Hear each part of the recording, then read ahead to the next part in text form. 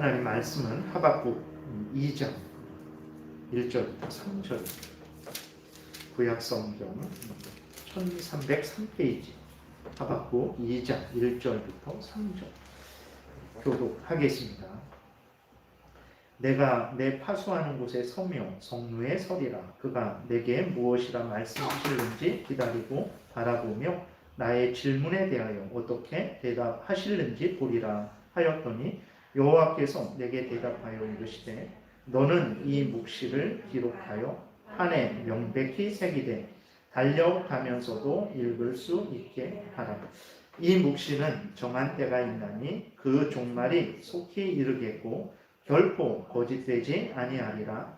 비록 더딜지라도 기다리라. 지체되지 않고 반드시 응하리라. 아멘. 기도드리겠습니다.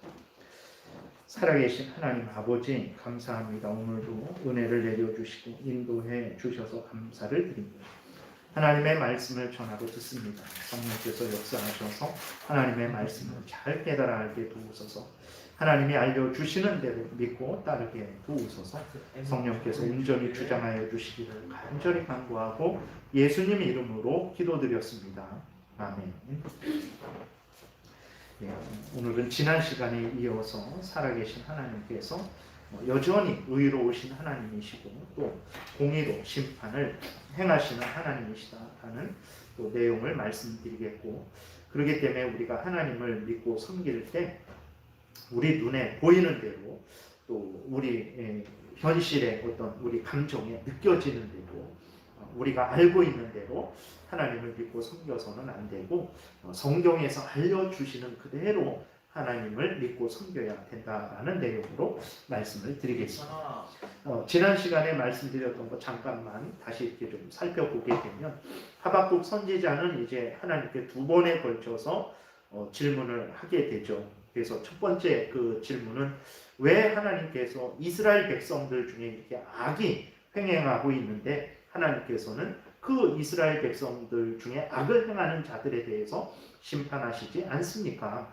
그러한 질문을 하나님께 합니다. 1장 2절부터 보게 되면 그 이스라엘 가운데 강폭, 폐역, 겁탈, 변론, 분쟁, 율법이 해이해지는 그러한 아주 그 죄악에 관영하는 그런 상황으로 치닫고 있는 것을 보게 됩니다. 하박국은 하나님께 계속 부르짖었어요. 계속해서 부르짖었지만 그 1장에 하나님 앞에 3절부터 기도할 때까지, 그때까지 이제 하나님께서는 응답을 하시지 않았던 거죠.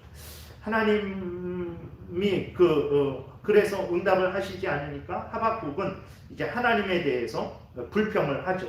하박국은 하나님이 감찰하시지 않는다라고 그렇게 생각을 했던 것이고, 하나님이 그 악인들에 대해서 형벌하시지 않는 줄 알았던 거죠. 그래서 이제 하나님에게 하박국이 이제 불평하는, 원망하는 그러한 기도도 합니다. 그런데 하나님의 때가 되니까 하나님께서 하박국에게 이제 응답을 하시죠. 그 말씀을 이제 하박국이 듣고 일단은 이스라엘 백성들 중에 악을 행하는 그러한 자들에 대한 그 질문은 답을 얻었는데 이제 또 다른 그러한 더 큰 이제 고민이 생기게 된 거예요. 왜 그러냐면 하나님께서 이스라엘 백성들을 징계하시는데, 벌하시는데 누구를 사용하시냐면 바벨론을 들어서 징계하신다라고 말씀을 하십니다. 그 바벨론을 들어서 이스라엘을 징계하신다라는 것을 듣고 하박국은 깜짝 놀래요. 왜 그러냐면 그 바벨론은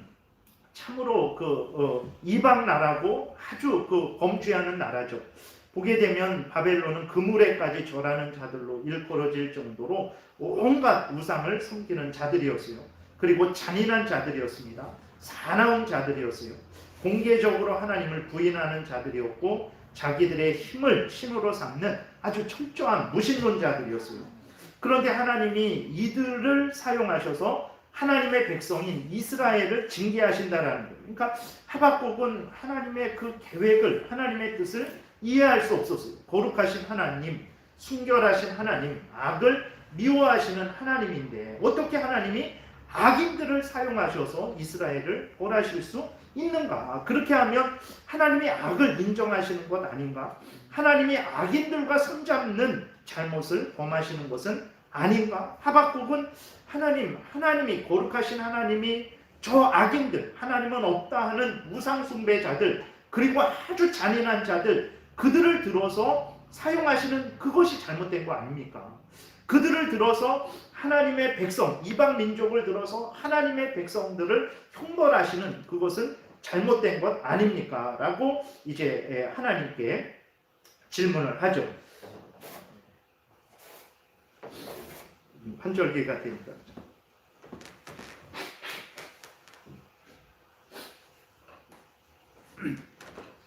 네, 그렇게 질문을 합니다. 그래서 하박국이 하나님께 답변을 요구해요. 1장 13절부터 보게 되니까 이렇게 기록이 되어 있어요. 그러니까 하박국이 하나님께 도저히 하나님, 저는 하나님의 그 계획을, 하나님의 행하실 일들을 이해 못하겠습니다 라면서 이제 하나님 앞에 불평하는 차원으로까지 이제 하나님께 질문을 하고 답을 요구합니다. 1장 13절부터 보게 되니까 주께서는 눈이 정결하심으로 악을 참아 보지 못하시며 패역을 참아 보지 못하시거늘 어찌하여 거짓된 자들을 방관하시며 그 바벨론을 내버려 두십니까? 이제 바벨론이 강성하게 성장해서 그 주변 나라를 향하여 정복하고 악을 행하는 것들을 왜 방관하시냐는 거예요. 악인이 자기보다 의로운 사람을 삼키는데도 잠잠하시나이까? 주께서 어찌하여 사람을 바다의 고기 같게 하시며 다스리는 자 없는 벌레 같게 하시나이까? 그러니까 하나님께서 이스라엘 백성들이 바벨론에 의해서 공격을 당하게 되는 그것을 보고 이제 하박국은 하나님이 자신들을 이제 벌레같이 만들어 두셨다라고 이렇게 불평을 하고 있는 거예요.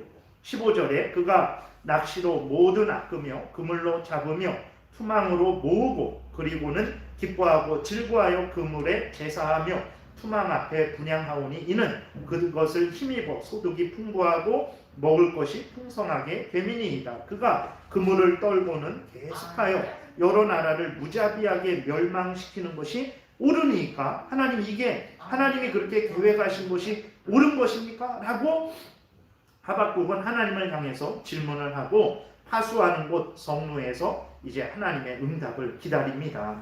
이러한 하박국의 질문에 대한 답변이 오늘 그 2장 전체를 통해서 이제 주어진 거예요. 근데 그 하나님의 이제 살펴보겠지만 하나님이 말씀하신 것을 보게 되니까 하박국이 그렇게 좀 이상하게 생각하고 이해 못했던, 그리고 하박국이 의심했던 것과는 달리 하나님은 우상 숭배하는 바벨론, 이웃을 향하여 악을 행하는 바벨론은 한 번도 인정하신 적이 없었어요. 그리고 또 그 바벨론의 죄를 방관하시지도 않았고 그냥 넘어가시지도 않으실 것임을 분명하게 말씀하시고 그 죄에 대해서 분명하게 형벌을 하시겠다라고 말씀해 주시고, 그러면서도 바벨론을 사용하면서도 하나님은 여전히 거룩하시고 오르신 분이시라는 것을 이제 분명히 알려주고 있는 것을 우리가 보게 됩니다. 그래서 1절부터 거기 살펴보게 되면 내가 내 파수하는 곳에 서며 성루에 서리라. 그가 내게 무엇이라 말씀하실는지 기다리고 바라보며 나의 질문에 대하여 어떻게 대답하실는지 보리라. 여러분, 우리가 하나님께 그렇게 무엇이든지 기도할 수 있습니다. 물론 하나님께서 우리가 어떻게 기도해야 되는지를 주기도문을 통해서 이제 무엇을 구해야 되고 누구에게 기도해야 되고 어떤 마음과 태도로 기도해야 되는지를 주기도문을 통해서 알려주셨죠. 그러한 형식과 내용을 따라서 이제 우리가 하나님께 기도를 할 수 있는 거예요.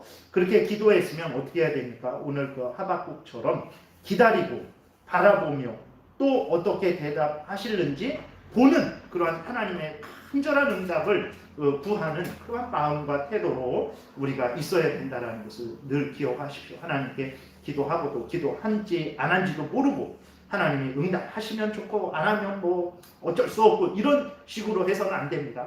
하나님께서 반드시 응답하여 주시기를 간절히 간구하고 기다려야 되는 거예요. 물론 응답은 하나님의 뜻대로, 하나님의 방법대로, 하나님의 때에 이루어질 거예요. 그렇다고 해서 하나님이 알아서 하십시오, 이래서는 절대로 안 되고 그 기도하신 것에 대해서 반드시 하나님께서 응답하시기를 간절히 기대하고 바라보며 기다리는 그러한 마음과 태도를 가져야 되는 거예요. 2절에 보게 되니까 여호와께서 내게 대답하여 이르시되 너는 이 묵시를 기록하여 판에 명백히 새기되 달려가면서도 읽을 수 있게 해라. 이 묵시라는 것은 이제 어떤 그 환상, 이상, 그러니까 계시, 하나님이 하나님의 뜻을 보여주신 거예요. 그러니까 우리는 모르죠. 하박국도 모르죠. 하나님만이 알고 있는 하나님의 뜻을 드러내서 보여주신 것을 묵시다, 계시다 이렇게 말씀을 하는 것입니다. 그러니까 하나님이 하박국에게 하나님의 뜻을 이제 앞으로 되어질 일들을 보여주셨어요. 그러니까 그 보여주신 것에 대해서 너는 이 묵시를 이제 2절에 보게 되니까 기록해라. 판에 명백히 새겨라. 달려가면서도 읽을 수 있도록 아주 분명하게 기록해라. 그렇게 하나님이 기록하라 하셔서 우리가 이 하박국서를 또 보게 되는 거죠.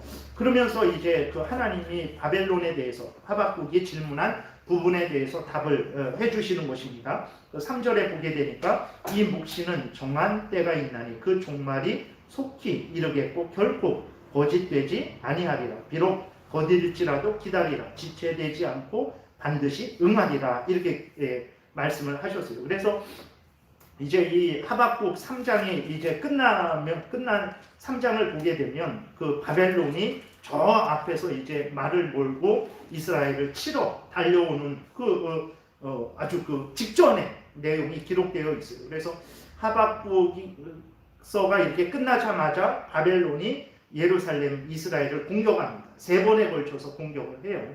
그래서 나와 있는 대로 그 하박국이 이제 무릎이 떨리고 창자가 떨리고 그 두려움과 고통 속에 이제 아주 재앙을 이제 기다리고 있죠. 그래서 그 재앙을 실제로 당합니다. 예레미야 애가 2장에 보게 되면 아주 무서운 그러한 상황들이 바벨론에 의해서 이스라엘 백성들이 얼마나 큰 고통을 당했는지, 시체들이 길에 질비하고 아기들은 굶어 죽고 심지어 그 엄마들이 아기들을 잡아먹는 그러한 아주 처참한 그러한 재앙을 당하게 돼요. 근데 하나님이 말씀을 하셨거든요. 하박국에 이제 살펴보겠지만 2장을 보게 되면 하나님이 하박국은 하나님이 이 바벨론이 얼마나 악한지를 모르시는가?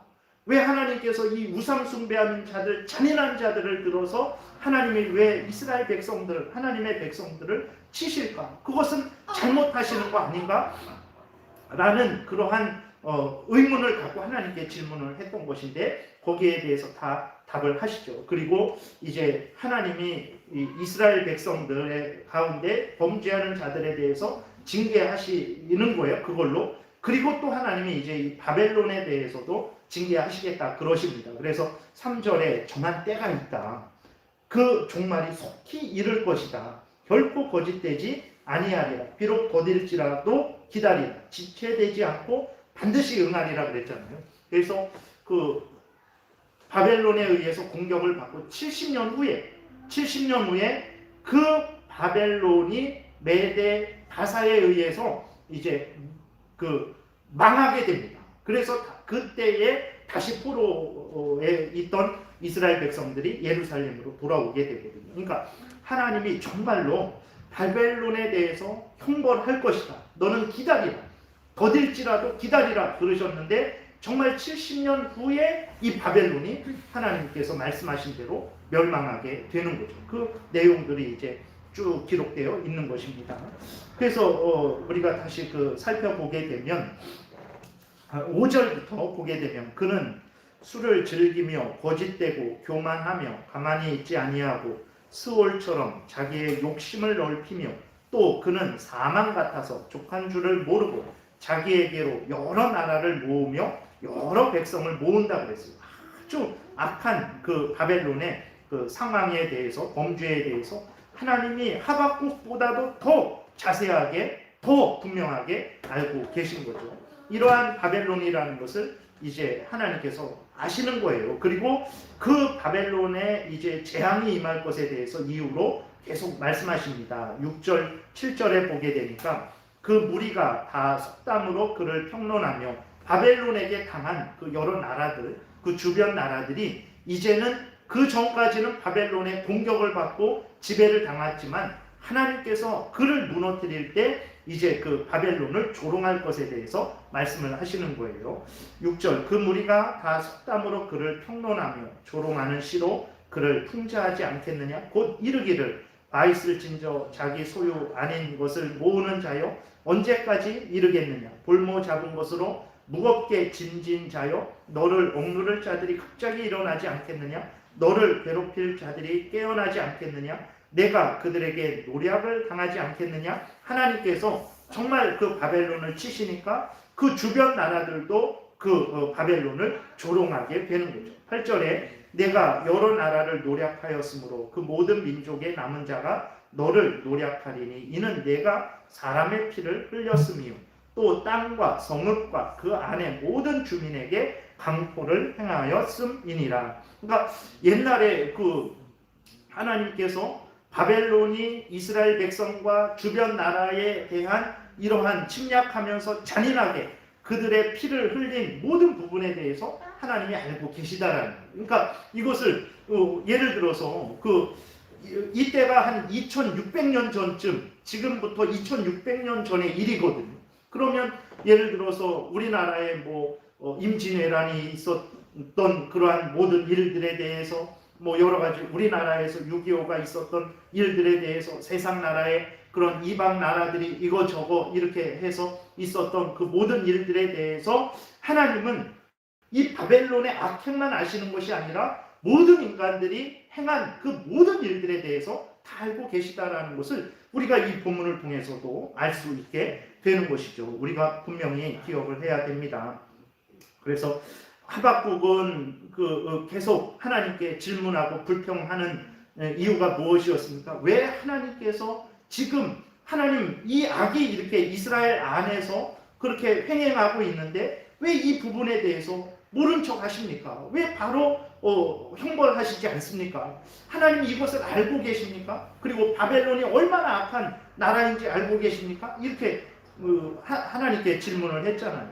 하나님은 다 알고 계셨던 거예요. 그의 때가 있었을 뿐이지, 하나님의 방법이 있었을 뿐이지, 그 하나님이 모르시고 힘이 약하셔서 그 죄를 간과하시는 것이 아닌 거죠. 우리들도 분명히 알아야 됩니다.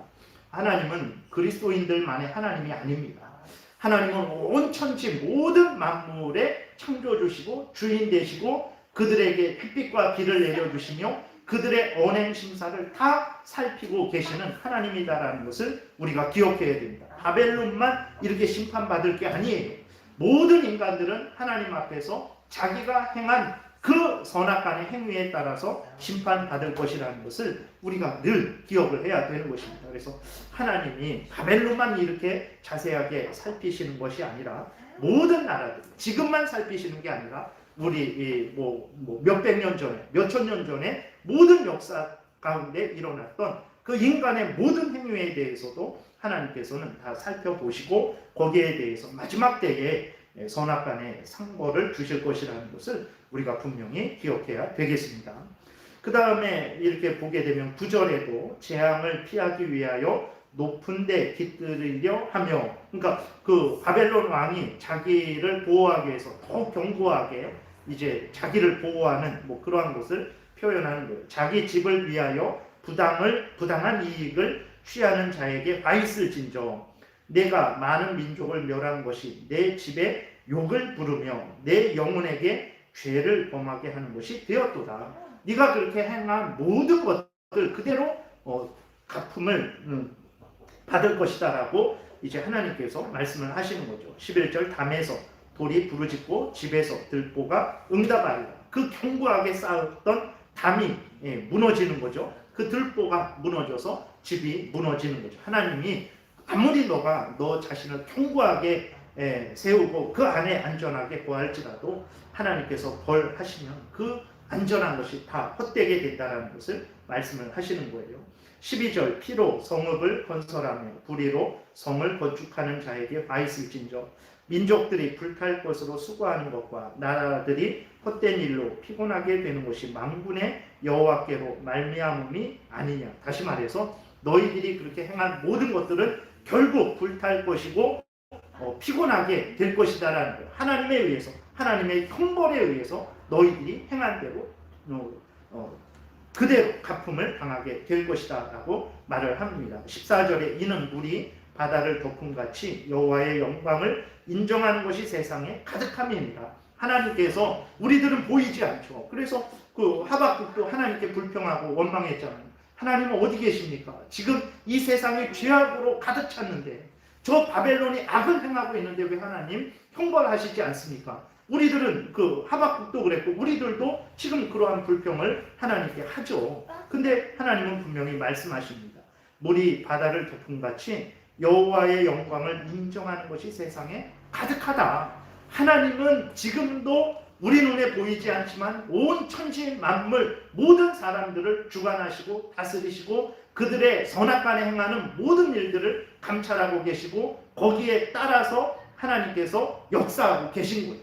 그리고 때가 되면 모든 인간들을 죽은 자나 산 자나 예수 믿는 자나 불신자나 모두 하나님 앞에 모으셔서 거기에 선악간에 행한 대로 심판을 하실 것이라는 것을 우리가 늘 기억해야 됩니다. 우리 눈에 보이지 않지만 물이 바다를 덮음같이 여호와의 영광을 인정하는 것이 이 세상에 지금도 가득하고 또 가득하게 될 것이라는 것을 우리가 기억해야 되겠습니다. 15절 이웃에게 술을 마시게 하되 자기의 분노를 더하여 그에게 취하게 하고 그 하체를 드러내려 하는 자에게 와 있을진저 내게 영광이 아니요 수치가 가득한 줄 너도 마시고 너의 할례 받지 아니한 것을 드러내라. 여호와의 오른손의 잔이 내게로 돌아올 것이라. 더러운 욕이 내 영광을 가리리라. 그러니까 어떤 그 죄악에 동참케 한 바벨론에 대한 그러한 죄악도 하나님이 알고 있고 거기에 대해서 상응하는 벌을 주신다는 거예요. 17절 이는 내가 레바논에 강포를 행한 것과 짐승을 죽인 것 곧 사람의 피를 흘리며 땅과 성읍과 그 안에 모든 주민에게 강포를 행한 것이 내게로 돌아오리라. 하나님은 그 레바논이라는 그 지역에 그 나라가 바벨론에 의해서 점령될 때 아주 잔인하게 점령된 것을 아시는 거예요. 그 바벨론이 레바논을 점령할 때 아주 정말 이렇게 속된 표현으로 거기에 사는 모든 생명들을 쓸어버린 거예요. 그 부분에 대해서도 알고 있는 거예요. 거기에 대해서 내가 형벌하겠다라고 말씀을 하고 있는 것입니다. 그러니까 하나님은 교회에서만의 하나님, 이스라엘 나라 백성들, 이스라엘 나라 안에서만의 하나님이 아니라 온 천지 만물, 물이 바다를 덮음같이 온 천지 만물을 주관하고 다스리시는 하나님이라는 것을 우리가 알게 됩니다. 18절 새긴 우상은 그 새겨 만든 자에게 무엇이 유익하겠느냐?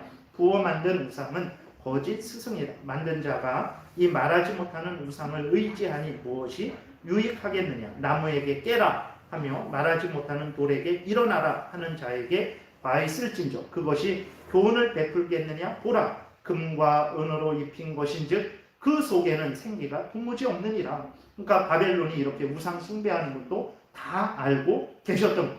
하박국은 하나님이 바벨론에 대해서 모르시는 거 아닌가? 어떻게 바벨론을 그렇게 하나님이 사용하실 수 있는가 하는 그런 의문을 가졌었어요. 근데 어떻습니까? 우리가 2장을 살펴봤을 때 하박국의 염려처럼 하나님이 바벨론을 모르시지 않았죠. 하박국이 생각지도 못했던 것, 하박국이 알지도 못했던 것에 대해서 하나님은 다 알고 계셨던 거예요. 상세하게 알고 계셨던 것입니다.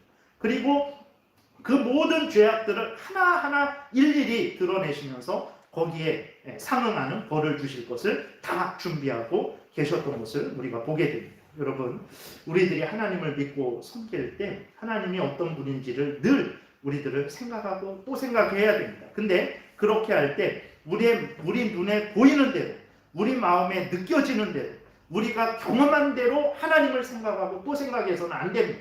왜 그러냐면 우리 눈에는 지금 악인들이 횡행하는 것만 보이고 하나님은 안 계신 것처럼 보일 때가 많잖아요. 하나님이 역사하시지 않는 것처럼 보일 때가 많아요. 하나님이 내 기도를 들으시지 않고 응답해 주시지 않는 것처럼 보일 때가 많단 말이에요. 그렇게 느낄 때가 너무나 많잖아요. 그냥 나 혼자만 있는 것 같고 하나님이 나를 사랑하시지 않는 것 같이 느껴질 때가 많단 말이에요. 하박국도 그렇게 느꼈던 거예요. 하나님께 그렇게 기도하고 그렇게 기도했는데도 하나님이 바로 응답해 주시지 않았어요. 악인들은 계속 정말 횡행했죠. 번성했습니다. 하나님을 믿고 섬기는 자들은 계속 핍박을 당했고 억울한 일을 당했고 정말 그 고통 속에 있었어요. 하나님 도대체 왜 이러십니까?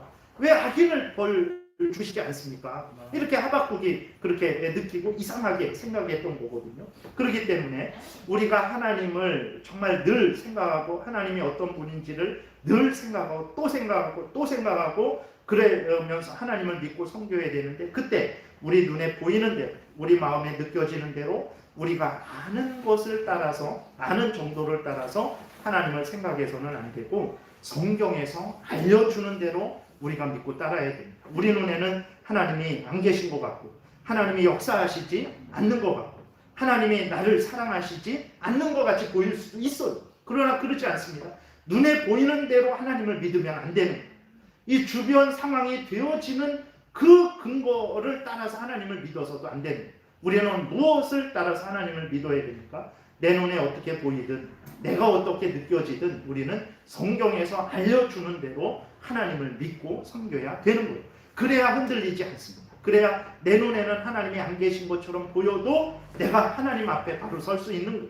하나님이 나의 기도를 안 들어주시는 것 같이 느껴질지라도 하나님의 기도를 들으시고 응답해 주신다는 그 믿음을 굳게 가지고 낙심하지 않을 수 있는 것입니다. 여러분, 하나님을 아시되 성경에서 알려주는 대로 하나님을 아시고 그것을 굳게 믿고 성경대로, 성경에서 알려주는 대로 늘 하나님을 생각하고 또 생각하고 또 생각하고 또 신뢰하고 또 신뢰하고 또 경외하고 또 경외하는 그러한 삶을 살아야 돼요. 하나님의 은혜에 대해서, 하나님의 약속에 대해서, 하나님의 어떤 형벌에 대해서, 하나님의 심판에 대해서도 항상 내 마음대로, 내 임의대로, 내 눈에 보이는 대로, 내가 아는 대로, 내 경험대로 그렇게 믿고 따라서는 안 되고 성경이 알려주는 대로 믿고 따라야 되는 거예요. 그래야 하박국처럼 또 우리들이 늘 잘못을, 실수하는 것을 반복해서 잘못하지 않을 수 있는 거죠. 두 번째로는 하박국이 질문한 것 중에 하나는 이제 하나님이 어떻게 그 악인들을 사용하셔서 의인들을 징계하시고 그렇게 하시나? 그것은 하나님이 범죄하는 것 아닌가? 악인들을 인정하시는 것 아닌가? 악인들과 손잡는 것 아닌가라는 그러한 질문이 있었어요. 그래서 어떻게 바벨론, 우상 숭배하는 그 바벨론을 들어서 이스라엘 백성들을 하나님 징계하실 수 있습니까? 라고 질문을 했던 거죠. 우리가 하나님이 일하시는 방식에 대해서 좀 알아야 되겠습니다. 하나님은 모든 만물의 창조주로서 모든 만물을 하나님의 뜻대로 사용하실 권한이 있어요. 근데 그렇게 사용하실 때 하나님은 사탄도 사용하시고 악인도 사용하십니다. 근데 하나님이 사탄도 사용하시고 악인도 사용하시지만 하나님이 그 사탄을 사용하시고 악인을 사용하신다고 해서 하나님이 죄의 조성자가 되시지는 않아요. 그리고 하나님이 사탄과 손을 잡고 악인과 손잡지도 않습니다. 이것에 대해서 우리가 분명히 기억을 해야 되는 거예요. 바벨론을 사용하시죠. 그래서 그 바벨론이 얼마나 교만해갖고 어떻게 합니까? 자신의 한계를 넘어서서 하나님 앞에서 그렇게 범죄를 하게 됩니다. 그래서 그 범죄한 것에 대해서 형벌을 이제 2장에서 하나님이 형벌하실 것이다라는 것에 대해서 말씀을 하고 있잖아요. 근데 하나님이 바벨론에게 악을 행하라고 하시지 않았어요. 하나님이 바벨론을 사용하셨지만 하나님은 하나님의 뜻대로, 하나님의 목적대로 바벨론을 사용하신 거예요. 바벨론이 그 행한 모든 일들은 하나님이 바벨론 마음속에 악을 행하라, 잔인하게 죽여라, 아주 진멸해라, 그런 말씀 주신 게 아니에요. 그 악을 행한 것은 바벨론이 자기들 뜻대로, 자기들 방식대로 그 악을 행한 거예요. 그래서 우리들이 늘 분명히 기억해야 될 것은 하나님은 전지전능하셔서 하나님이 창조한 모든 피조물들을 마음대로 사용하십니다. 그러나 마음대로 사용하시더라도 하나님은 죄의 조성자가 되시지는 않는다라는, 그 죄에 오염되시지 않습니다. 하나님은 그렇다고 해서 악을 행하시지도 않는다라는 것을 우리가 기억을 해야 됩니다. 예를 들어서 우리가 잘 아는 대로 그 요셉의 형들이 요셉을 죽이려고 하죠. 그래서 어떻게 합니까? 죽이려고 하다가 그럼 죽이지는 말자. 그럼 대신 가만둘 수는 없으니까 노예로 팔아버리자. 해갖고 그 애굽의 팔아버리죠. 그 미디안 그 상인들에게 요셉을 팔아버립니다. 근데 하나님은 그것을 다 알고 계셨죠. 그 내일 일 모르시는 분 아닙니다. 그러한 모든 것들을 하나님께서는 그 하나님의 오묘하신 뜻 가운데 계획을 하신 거예요. 근데 그 악을 행한 것은 누가 악을 행한 것입니까? 형들이 악을 행한 거예요. 그리고 하나님은 그 형들의 악을 통해서 무엇을? 선을 이루셨어요. 요셉을 애굽에 먼저 보내시고 거기에서 총리가 되게 하시고 나중에는 그 형들을 구원하는 그 일을 하신 것을 우리는 보게 됩니다. 그러니까 하나님은 모든 것들을 사용하십니다. 그런데 전지전능하시고 거룩하신 하나님이시기 때문에 그 죄에 오염되시지 않습니다. 그리고 하나님이 그렇게 그런 모든 일들을 사용하신다고 했을 때 예를 들어서 그 사람들에게 악을 조장하도록 그렇게 강화하시는 것도 아니에요. 그 악을 행하는 것은 자신들이 그렇게 악을 행하는 것이죠. 또 예를 들어서 하나님이 다윗을 가장 하나님께서 그 성숙하고 성장시킬 때가 언제입니까? 사울 왕에게 쫓겨 다닐 때예요. 그러니까 하나님은 사울 왕이 다윗을 죽이려고 하는 것을 사용하셔서 다윗을 훈련시키시고 다윗을 연단시키시고 오직 하나님만 바라보게 하시고 하나님만 의지하게 하십니다. 근데 하나님이 사울 왕에게 다윗을 죽여라 그러셨나요? 아니에요. 사울 왕 자신이 다윗이 왕이 되면 자기가 왕이 못 되니까 그래서 다윗을 자신이 죽이려고 했던 거예요.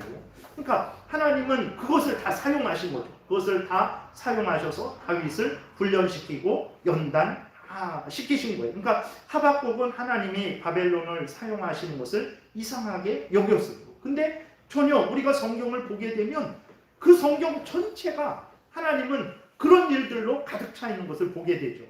사도행전에서도 보게 되면 이제 예수님이 승천하시죠. 그리고 성령께서 강림하셔서 이제 교회가 신약의 교회가 세워집니다. 그때 베드로의 설교를 통해서 하루에 3,000명, 5,000명씩 회개하고 하나님께로 돌아와요. 근데 그때의 유대인들의 핍박이 극에 달합니다. 그때 이제 그 사도 바울도 예수 믿기 전에 사도 바울도 수많은 그리스도인들을 잡아다가 옥에 가두고 때리고 예수님 배교하라 그리고 스데반 죽이는데 찬성하고 온갖 악을 행해요. 얼마나 핍박이 심했던지 예루살렘에 있던 그리스도인들이 다 도망갑니다. 교회의 핵심 그러한 기둥들만 사도들 중요한 사람들 몇 명만 남고 다 도망을 가요. 예루살렘을 다 벗어납니다. 근데 하나님께서는 그 핍박을 사용하셔서 어떻게 하셨습니까? 복음이 예루살렘에만 머물지 않고 유대와 사마리아와 땅끝까지 이렇게 전해지는 그 도구로 사용을 하시는 거예요. 하나님이 사울에게 핍박해라 하시지 않은 거예요. 사울이 자기 뜻대로 자기 방법대로 핍박을 한 거예요. 근데 하나님은 전지전능하신 하나님은 그것을 통해서 하나님의 뜻을 이루신 거죠. 오늘날도 악인들이 교회를 핍박하죠. 그 중국 같은 데서 북한 그런 데서 여전히 이슬람 그런 데서도 핍박을 합니다. 그러나 그 핍박이 오히려 그리스도인들로 하여금 정말 거기에 하나님을 더 의지하게 하고 거기에 복음이 증거되었다라는 그러한 증거로서 남도록 하나님은 또 역사하시죠. 우리의 인생에서도 마찬가지입니다. 고난이 우리 있을 때 우리들은 어떻게 됩니까? 우리들은 더 하나님 앞에 회개하게 되고 더 바르게 서려고 노력하게 되고 더 하나님만 의지하게 되는 그러한 성숙과 성장을 이루게 되는 것을 우리는 보게 됩니다. 하박국은 하나님이 바벨론을 들어서 이스라엘을 징계하시는 것은 불의하다라고 생각했어요. 이것은 뭔가 잘못됐다. 어떻게 하나님이 그럴 수 있는가? 이방인들을 들어서 하나님의 백성을 치는 것이 합당한가? 거룩하신 하나님이 그 악인들을 사용하시는 것이 합당한가? 도대체 하나님 이게 무슨 일입니까? 라고 하면서 하나님 앞에 이제 질문을 했던 거죠. 그러나 오늘 본문에 보게 되니까 보세요. 하나님이 바벨론의 그 죄악을 몰랐던 것도 아니에요. 그리고 그 죄악을 그냥 넘어가겠다 그러신 것도 아니에요. 죄악을 일일이 다 이렇게 드러내시면서 그 모든 죄악들에 대해서 반드시 형벌하시겠다라고 그렇게 말씀을 하셨어요. 그리고 역사적으로도 보게 되면 70년 후에 그 바벨론이 메대 바사에 의해서 이제 무너지게 되는 놀라운 역사가 일어나는 것을 우리는 보게 됩니다. 그리고 그 악을 행한 것은 하나님이 악을 행하라 바벨론에게 조장하신 것이 아니고 그 바벨론 자체가 자기들의 탐욕에 의해서 정말 온 세상을 정복하려는 그 목적을 따라서, 그리고 그냥 정복하기 위해서는 적당하게 평화적으로 정복해서는 안 되고 잔인하게 정말 정복해서 다시는 바벨론을 향하여 대적하지 못하도록, 반란을 일으키지 못하도록 하려는 목적으로 그렇게 자기들이 잔인한 방법을 사용한 거예요. 그것은 하나님이 조장하신 것이 아니죠. 그러니까 하박국은 그것을 오해했던 거예요. 근데 하나님이 오늘 본문을 통해서 우리에게 말씀을 해 주시는 것입니다. 그래서 하박국은 그 답을 얻죠. 그래서 3장에 보게 되면 하박국이 하나님 앞에 믿음의 고백을 하는 것을 우리가 또 이제 살펴볼 수 있을 것입니다. 20절에 보게 되니까 오직 여호와는 그 성전에 계시니 온 땅은 그 앞에서 잠잠할지니라 라고 말씀을 하시는 거예요. 무엇을 말하는 것입니까? 인간의 눈에 어떻게 보일지라도 하나님은 단 한순간도 쉬신 적이 없다라는, 단 한순간도 악인들을 방치하신 적이 없다라는, 단 한순간도 역시 의인들을 내버려 두신 적도 없다라는, 단 한순간도 하나님의 뜻을 이루어 가시지 않으신 적이 없다라는, 하나님은 항상 하늘 보좌에 계시면서 이스라엘 백성들과 함께 하시면서 온 천지 만물 모든 인간들을 주장하시고 주관하시고 다스리고 계시다라는 것을 이제 20절이 표현을 하고 있는 거죠. 그렇기 때문에 온 땅은 이스라엘도 마찬가지고 모든 바벨론도 마찬가지고 하나님 앞에서 겸손해야 되는 거죠. 그 앞에 무릎을 꿇어야 되는 거죠. 그러나 바벨론은 무릎 꿇지 않았죠. 그러나 하박국은 이러한 하나님의 뜻을 듣고는 어떻게 합니까? 무릎을 꿇습니다. 무릎을 꿇고 우리가 유명히 잘 아는 대로 정말 외양간에 소가 없고 밭에 포도 열매가 없고 그래도 난 여호와로 인해서 즐거워하겠다라는 그러한 믿음의 고백을 우리가 하는 것을 보게 됩니다. 우리 눈에는 하나님이 계시지 않는 듯하고 이 땅을 감찰하시지 않는 듯하고 하나님이 선인들에게 상 주시지 않는 듯하고 하나님이 악인들에게 벌 주시지 않는 듯하고 하나님께서 이 나라를 주관하고 다스리지 않는 듯하고 하나님이 악인에 대해서 모르시는 듯하고 하나님이 우리의 선행에 대해서 또 모르시는 듯한 그런 마음이 들 때가 있어요. 그리고 정말 그런 것 같다라고 저 상황도 그럴 때가 있죠. 그러나 그렇지 않습니다. 하나님은 항상 그 성전에 계셨어요. 하늘 보좌에서 온 천지 만물 모든 것들을 주관하고 다스리시고 하나님의 뜻을 이루어 가고 계셨다라는 것을 우리가 기억해야 되겠습니다. 그래서 오늘 본문을 통해서 하나님은 여전히 하나님이십니다. 우리 눈에 어떻게 보이더라도 여전히 하나님은 하나님으로서 하나님의 뜻을 하나님의 영광을 위해서 일하고 계신 것을 우리가 확인하게 됩니다. 그래서 우리는 어떻게 해야 되겠습니까? 그래서 하나님 앞에 어떤 형편 처지일지 내 눈에 어떻게 보일지 내가 어떻게 느낄지라도 그것이 중요한 것이 아닙니다. 어떻게 보이고 어떻게 느껴지더라도 우리는 성경에서 알려주시는 대로 하나님을 믿고 따라야 됩니다. 하나님은 성경에서 알려주시는 대로 항상 이런 분이에요. 하나님은 성경에서 알려주시는 대로 항상 이런 일을 하시는 분입니다. 그렇기 때문에 변함없이 우리들은 눈에 보이는 것에 근거해서 살아가는 사람들이 아닙니다. 우리는 내 마음에 느껴지는 것에 근거해서 살아가는 사람이 아니에요. 우리는 세상이 되어지는 그 환경에 의해서 살아가는 사람들도 아닙니다. 우리는 어떤 사람들입니까? 우리들은 믿음으로 사는 자들. 2장 4절에 보라 그의 마음은 교만하며 그 속에서 정직하지 못하나. 바벨론 사람들은 교만하고 정직하지 못하고 범죄하죠. 그러나 의인은 그의 믿음으로 말미암아 살리라. 너는 그 바벨론 그거 보고 그것 때문에 실망하고 실족하고 낭망하지 말아라. 너는 의인은 어떤 사람이냐? 믿음으로 사는 자 아니냐? 내가 너에게 나는 이런 자다. 나는 이런 일을 했다. 나는 이런 일을 할 것이다. 나는 너에게 이런 약속을 했다라고 말씀을 알려주지 않았느냐? 그러면 너는 나를 믿고 나의 말을 믿고 살아가야지. 왜 주변에 보이는 그것 때문에 실망하고 낙심하고 분해하고 억울해하고 울고 불고 그렇게 하느냐? 너는 나를 믿고 겸손히 흔들리지 말고 변함없이 살아가라 라고 이렇게 말씀을 하고 있는 거예요. 역시 오늘도 우리들에게 그런 말씀을 하고 계신 것입니다. 그래서 여러분, 하나님은 우리 눈에 보이는 대로 알면 아는 게 아닙니다. 성경에서 알려주시는 대로 우리가 알고 믿고 따라가야 돼요. 믿음으로 성경에서 알려주신 대로 믿고 따라야 돼요. 어떤 형편처지일지라도 그건 중요한 게 아니에요. 성경에서 알려주신 대로 믿고 따르는 것이 그리스도인들의 본분입니다. 그게 생명이에요. 그게 우리를 살립니다. 이러한 복된 생명길 걸어가시는 여러분들 되시기를 바랍니다. 기도드리겠습니다. 살아계신 하나님 아버지 감사합니다. 하나님의 백성들이 사는 것은 눈에 보이는 환경에 의해서, 되어지는 일에 의해서, 느껴지는 감정에 의해서 살아가는 것이 아니고, 힘을 얻는 것이 아니고, 소망을 얻는 것이 아니고, 성경 말씀에 의해서 힘을 얻고 소망을 얻고 성경 말씀에 근거해서 살아가는 것이라는 것을 잊지 않게 도우소서. 우리 눈에 어떻게 보이든, 우리 귀에 어떻게 들리든, 우리 마음에 어떻게 느껴지든, 세상 상황이 어떻게 돌아가든 흔들리지 말게 도우시고 성경에서 알려주는 대로 믿고 따르는 복된 신앙생활하게 도우소서. 예수님 이름으로 기도드렸습니다. 아멘.